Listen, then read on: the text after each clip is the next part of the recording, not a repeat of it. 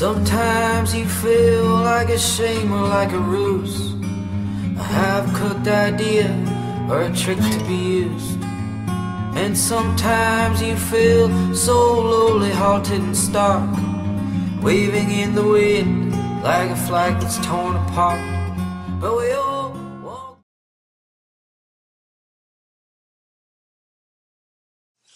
It's actually quite an interesting evening.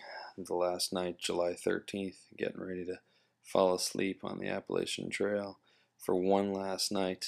And my goal was to stay at the Mark Noble shelter, which you can see here is the nice black triangle right in the middle of the mountain greylock forest there. The shelter, pretty simple, straightforward for sure. The shelter did allow for a wonderful opportunity for me to catch up with some friends I hadn't seen for a couple of months. Some of these friends had gone and hiked up the night before and stayed at the shelter most of the day waiting for me to show up, not really sure when or if I'd show up. It's kind of weird planning 3 months in advance or even a week in advance just to meet some people randomly in the woods. But that's what we did. We stayed here, and we were fortunate to have a nice surprise of a 4-pack of Guinness that my cousin had gone and packed in the bag back down in Cheshire, Mass. A wonderful surprise. Our next morning we had a little bit over 2 miles to hike. Included some nice walks along a fantastic ridge past an old water pumping station that supplied water for the Bascom Lodge up on the summit. You'll notice this place is not used anymore. It's definitely done its time, as it were.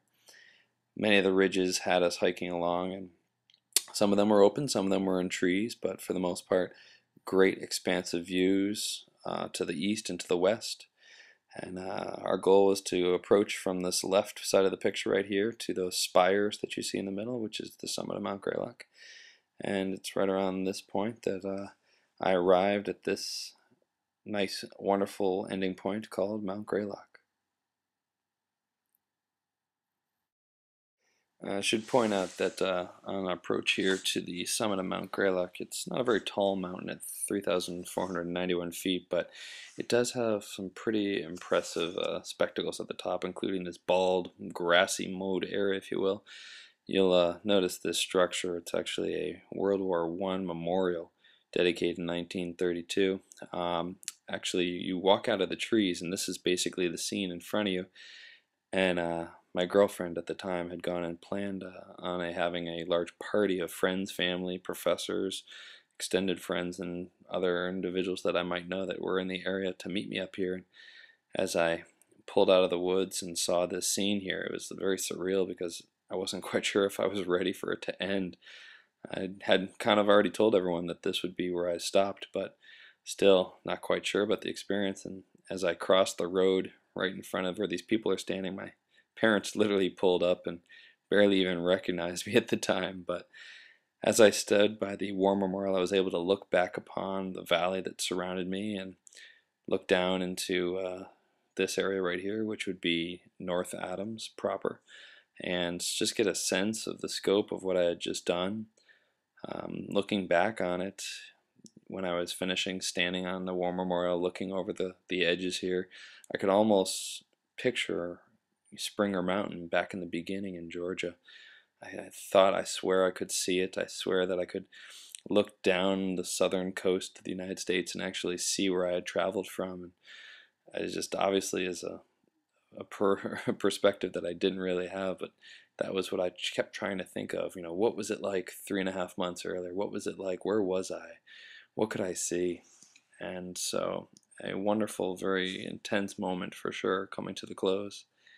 So as a family and friends, we decided to have a huge, big old lunch in Bascom Lodge, something that I admired immensely. And great times for storytelling, great times for catching up with some of the hikers that had hiked with me. Looking out the window, you could see this lovely, lovely scene. It just helped me to realize what I had accomplished and how excited I was to have had that experience.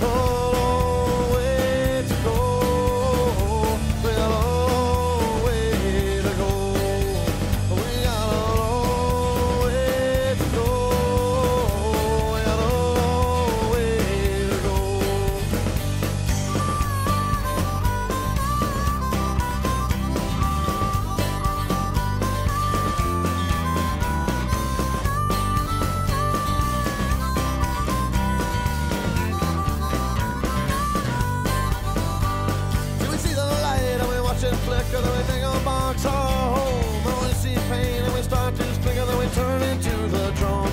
Oh, buying and selling and the fried fish smell, even dinner times in the know. But we've only traveled a short little way. Yes,